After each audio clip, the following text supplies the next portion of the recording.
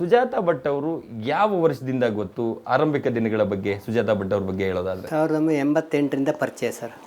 ಅಂದರೆ ನಿಮ್ಮ ಮದುವೆ ಆದಾಗ ಪರಿಚಯ ಆಗಿದೆ 1998ರಲ್ಲಿ 88ರಲ್ಲಿ ನಿಮ್ಮ ಮದುವೆ ಆಗುತ್ತೆ, ಆವಾಗ ಪರಿಚಯ.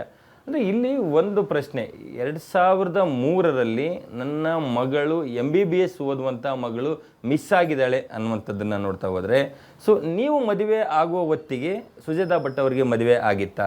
ಮದುವೆ ಆಗಲಿಲ್ಲ, ಅನೈತಿಕದಿಂದ ತೆಗೆದು ಬಿಟ್ಟಿದ್ದಾಳೆ. ಅನೈತಿಕ ಅಂತ ಒಂದು ಆಗಿತ್ತು. 89ನಲ್ಲಿ ಸೀತಾ ನದಿಗೆ ಬಿಸಾಕ್ಬಿಟ್ಟು 3 ದಿನ ಆರೂರು ಕ್ಲಿನಿಕ್ಕಲ್ಲಿ ಕ್ಲೀನ್ ಮಾಡಿಸ್ಕೊಂಡು ಬಂದಳು. ಆಮೇಲೆ ಪುನಃ ಮನೆಯಿಂದ ಓಡೋದ್ಲು. ಆಮೇಲೆ ಉಡುಪಿ ಸಿಟಿ ಬಸ್ ಸ್ಟ್ಯಾಂಡಲ್ಲಿ ಎಲ್ಲ ಅನೈತಿಕ ಮಾಡೋದು ನೋಡಿಬಿಟ್ಟು ಅವಳನ್ನು ನಿಟ್ಟೂರು ರಿಮ್ಯಾಂಡ್ ಹೋಮಿಗೆ ಹಾಕಿದ್ರು. ಅಲ್ಲಿ ಒಂದು ವಾರನೋ 15 ದಿನ ಇದ್ಬಿಟ್ಟು ಸೀರೆ ಕಟ್ಟಿ ಎಸ್ಕೇಪ್ ಆದಳು. ಆಮೇಲೆ ಎಲ್ಲಿ ಹೋದ್ಲಂತೂ ಗೊತ್ತಿಲ್ಲ. ಆಮೇಲೆ ಒಂದು 3 ವರ್ಷ ಬಿಟ್ಟು ಬೆಂಗಳೂರಿಗೆ ಬಂದಳು. ಬೆಂಗಳೂರಿಗೆ ಬಂದಾಗ ನಾನು ಹೇಳಿದೆ, ಅದೆಲ್ಲ ಆಯ್ತಲ್ಲ, ನಮ್ಮ ಮಿಸ್ಸಸ್ ಹೇಳಿದ್ರು ಏನಾದ್ರು ಕೆಲಸ ಕೊಡಿಸಿ ಅಂದು. ಶೇಖರ್ ಹಾಸ್ಪಿಟ್ಲ್ ಅಂತ ನಮ್ಮವ್ರದ್ದಿದೆ ಜಯನಗರದಲ್ಲಿ, ಅಲ್ಲಿ 1 ವಾರ ಮಾಡಿ ಅಲ್ಲಿನೂ ಓಡೋದ್ಲು.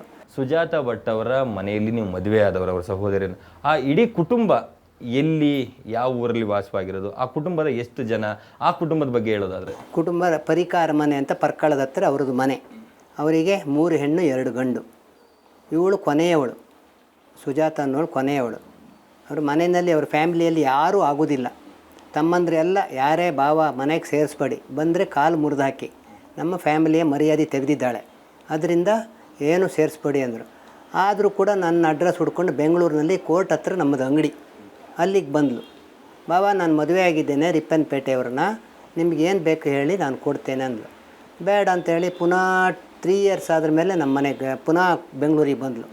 ಬೆಂಗಳೂರಿಗೆ ಬಂದು ನಾನು ಜಡ್ಜ್ ಮನೆಯಲ್ಲಿ ಕೆಲಸಕ್ಕಿದ್ದೇನೆ, ನಿಮಗೆ ಏನು ಬೇಕು ಅಂತ ಚೆಕ್ಕು ಕೊಡೋಕೆ ಬಂದು, ನಾನು ಚೆಕ್ ತಗೊಂಡ್ರೆ ನನಗೆ ನನ್ನನ್ನು ಜೈಲಿಗೆ ಹಾಕ್ತಾರೆ ಅಂದ್ಬಿಟ್ಟು ಏನು ಬರಬೇಡ, ನೀ ತರಬೇಡ ಅಂತ ಹೇಳು. ಆವತ್ತು 2003ರಿಂದ ನನಗೆ ಸಿಕ್ಕಲೇ ಇಲ್ಲ, ಇವರೆಗೂ ಸಿಕ್ಕಲೇ ಇಲ್ಲ.